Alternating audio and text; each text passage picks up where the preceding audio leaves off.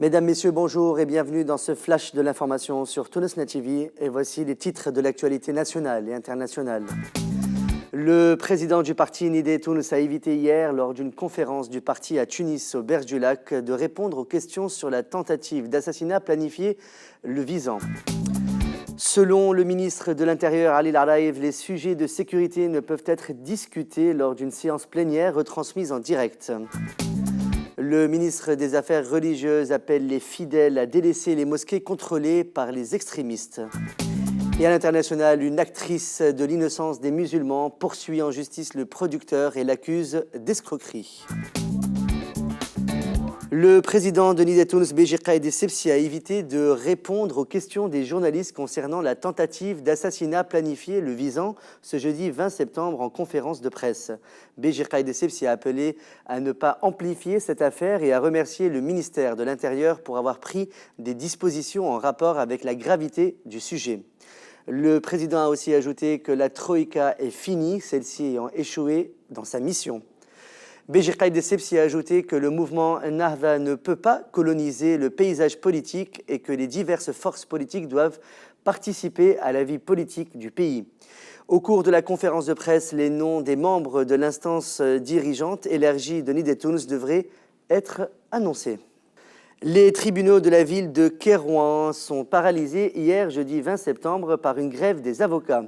Les manifestants revendiquent la création d'une chambre pénale au tribunal de première instance de la région. Une forte présence policière a été notée à Kérouan pour prévenir d'éventuels débordements. Le capitaine du bateau Aziza II est hospitalisé au centre hospitalo-universitaire de Mehdeï après avoir été blessé par balle lundi dans les eaux tunisiennes. Les coups de feu proviendraient d'un bateau appartenant à des marins maltais et l'enquête se poursuit à ce sujet. Lors de son intervention ce mercredi 19 septembre à la séance plénière de l'Assemblée nationale constituante consacrée à l'audition du ministre de l'Intérieur et du ministre de la Défense concernant les actes de violence survenus le vendredi 14 septembre 2012 devant l'ambassade américaine, le ministre de l'Intérieur, Ali Laraïv, a déclaré que les sujets de sécurité ne peuvent être discutés lors d'une séance plénière retransmise en direct pour tous. Le ministre de l'Intérieur a également évoqué le scénario des événements de l'ambassade américaine et exposé le bilan des blessés et des morts. Par ailleurs, Ali Laraïv a évoqué l'appel à la manifestation publiée sur les réseaux sociaux pour protester contre la publication mercredi par le journal français Charlie Hebdo de caricatures du prophète. Il a appelé les jeunes Tunisiens à ne pas confondre entre la criminalité et la manifestation pacifique.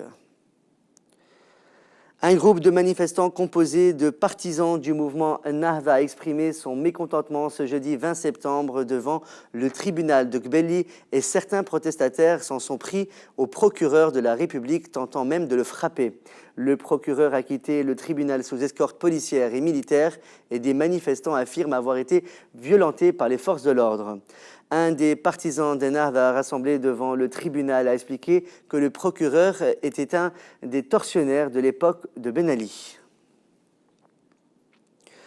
Le ministère des Affaires religieuses a appelé mercredi les fidèles à délaisser les mosquées tombées sous la coupe des extrémistes religieux, tenant un discours hostile aux responsables de l'État.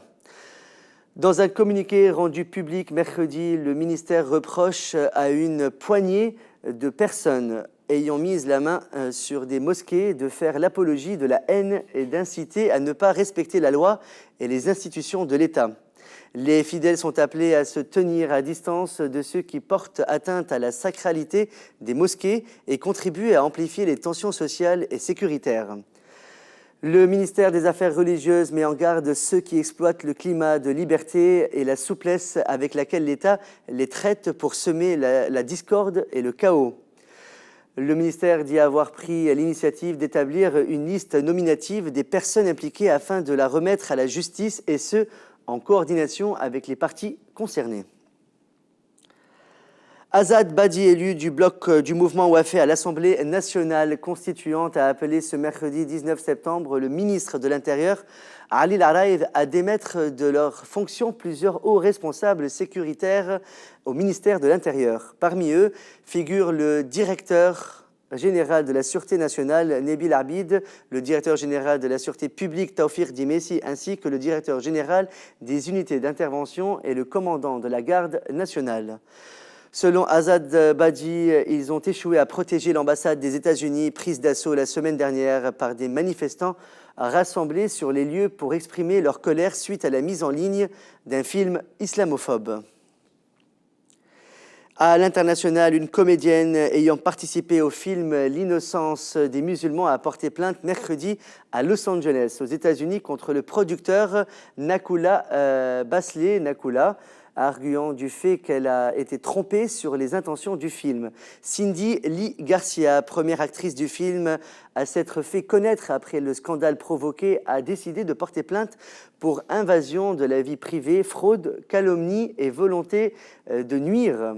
Elle poursuit également en justice le site de partage vidéo YouTube et sa maison mère Google qui diffuse des extraits du film. Une centaine de manifestants criant « Mort à l'Amérique »,« Mort à Israël » et « Mort à la France » et se présentant comme des étudiants se sont rassemblés hier, jeudi 20 septembre, à Téhéran devant l'ambassade de France pour protester contre la publication de caricatures du prophète par Charlie Hebdo. En Afghanistan aussi, quelques centaines de personnes ont également manifesté jeudi pacifiquement contre la parution des caricatures et de la diffusion du film. Environ 300 étudiants ont scandé « Mort à la France, mort aux États-Unis » dans une banlieue de la capitale afghane, à Kaboul. Et en Égypte, le parti des frères musulmans, dont est issu le président Mohamed Morsi, a catégoriquement rejeté jeudi la publication des caricatures du prophète par Charlie Hebdo en réclamant à la France des mesures fermes. Et on termine ce flash avec la Syrie, où l'armée continue de bombarder plusieurs villes. Et à Damas, le chef de la diplomatie iranienne a affirmé mercredi 19 septembre son soutien illimité à Bachar el-Assad, dont le pays est en proie à un conflit sanglant imputé par le président syrien à une guerre contre l'axe de résistance à Israël. Pendant ce temps, l'armée bombardait plusieurs quartiers rebelles d'Alep, la grande métropole du Nord, a indiqué l'Observatoire syrien des droits de l'homme, qui a fait état d'un bilan provisoire de 43 morts mercredi à travers le pays, après 173 morts mardi. C'est la fin de ce flash de l'actualité. Merci de l'avoir suivi. Excellente journée sur Tunisnet TV et on reprend avec le plateau de la matinale. À demain.